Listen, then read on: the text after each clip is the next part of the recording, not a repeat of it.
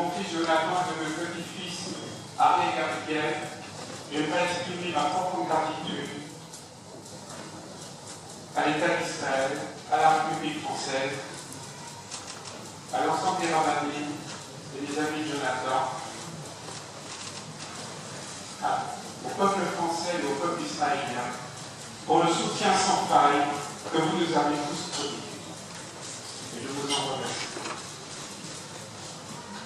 Si j'ai évoqué au cimetière mon cousin Jeannot, 8 ans, et porté à Auschwitz, devant vous, je rappelle ma famille proche déportée, ma grand-mère, 2 oncles, 2 tantes et 3 cousins.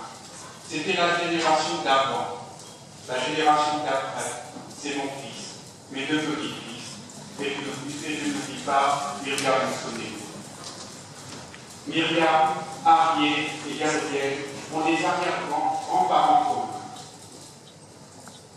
En ces instants, mes pensées vont à ma femme Myriam, restée à Paris, aux côtés de la sœur de Jonathan, Jennifer Fenn.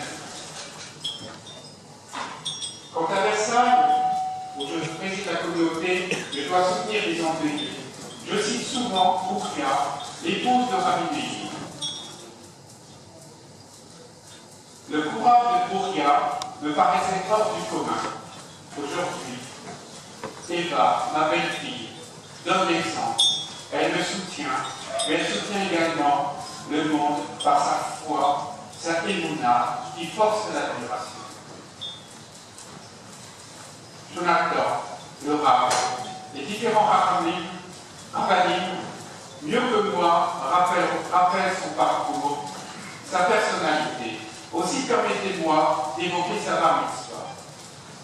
Sa sibra était à Asil. Je lui avais appris la sibra entière et la Clara. Le jour de sa bar mitzvah, vers la fin de la lecture de la Clara, Jonathan a interrompu sa lecture. Il pleurait.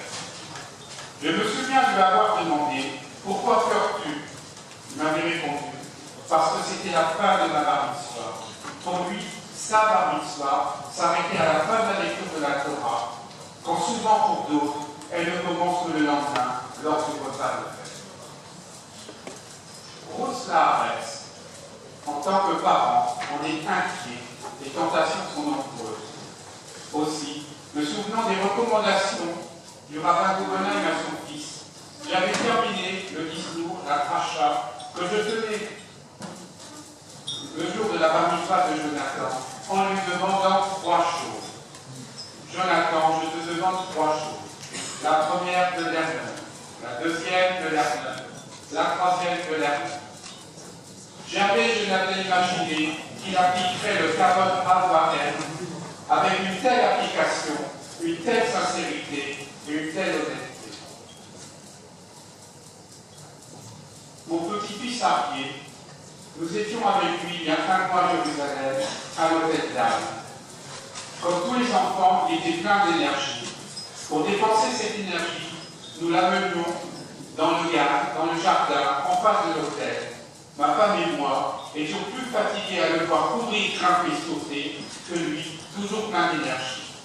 Que tous les soirs, c'est avec sincérité qu'il récitait à Malach à Goël et le chemin, et qu'il demandait de sa voix douce que Dieu protège mon papa, ma maman et tout ce que j'aime.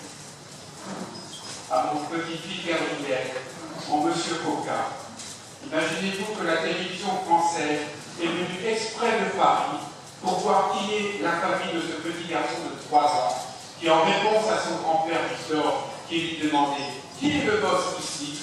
Gabriel lui répondit « Hachel, Dieu. » Aujourd'hui, Jonathan repose pour l'éternité, entouré de ses 2 fils du temps à Yévachim.